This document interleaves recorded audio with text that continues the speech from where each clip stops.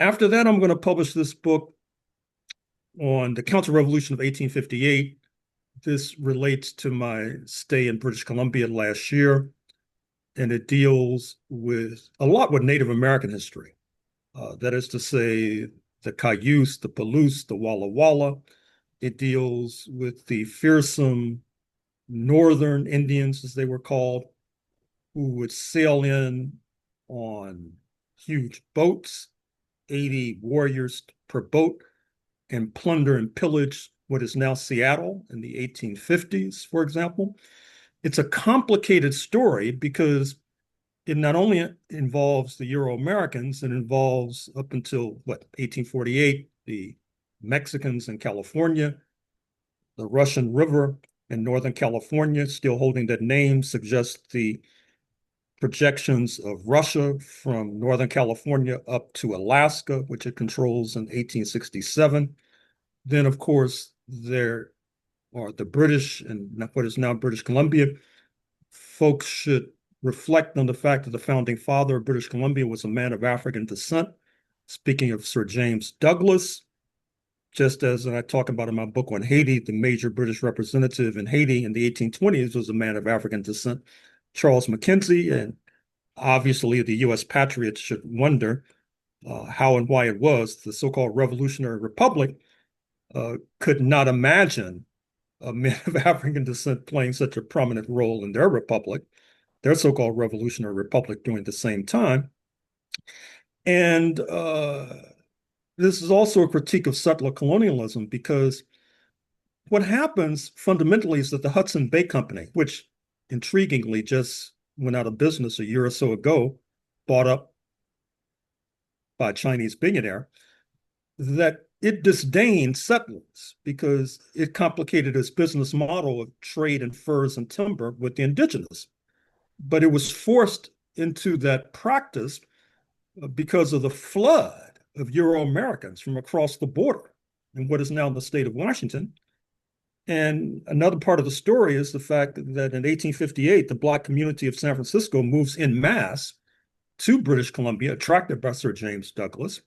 Just as in the state of Oregon, there were statutes forbidding the arrival of Black people, which is one of the reasons why Portland is probably the most significant urban node without a significant Black population. This statement is for our audience. In closing, I would like to thank you for joining us in the continuing journey through history, power, and liberation. Subscribe and remain with us in preparing for the challenges ahead. We hope you found value in listening to Professor Gerald Horne discuss his forthcoming work on the North African, West Asian slave trade roots of U.S. imperialism, a study that forces us to confront the buried architecture of empire, conquest, race, and human bondage beyond the narrow Atlantic framework imposed by Eurocentric interpretations of history.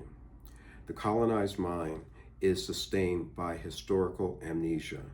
To reclaim consciousness, we must interrogate the foundations of empire wherever they exist. Leave your comments, criticism, questions, and ideas for future discussions below. Your participation is part of the intellectual work itself. More conversations with Professor Horne are coming soon, including discussions surrounding more of his upcoming work, examining slavery, settler colonialism, class collaboration, counter-revolution, capitalism, and the global making of white supremacy.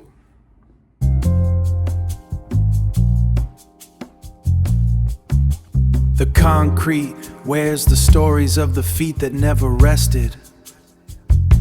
A social contract broken and a justice system tested. We're tracing lines in the dust where the giants used to stand, building up a blueprint for a long-awaited land. It's a rhythm in the marrow, it's a whisper in the wind, knowing where the struggle stops and where the truths begin. So let the awareness rise like the tide against the shore. We aren't asking for a fragment, we are asking for the more. In the cadence of the collective, in the soul of the beat, we find the courage to stand up, even when we feel the heat, even when we feel the heat. The metaphor of shadows is the comfort of the blind, but we're breaking through the static of a cultivated mind. Every voice is a brushstroke on a canvas, painted colors of a different kind of day. Urgency is not a fire, it's a slow and steady flame, keeping us from forgetting why we ever started the game. So let the awareness rise like the tide against the shore. We aren't asking for a fragment, we are asking for the more. In the cadence of the collective, in the soul of the beat, we find the courage to stand up, even when we feel the heat, even when we feel the heat. Metaphor in motion, urgency in the air. Are you listening? Are you there? The rhythm remains, the reflection continues. Stay aware.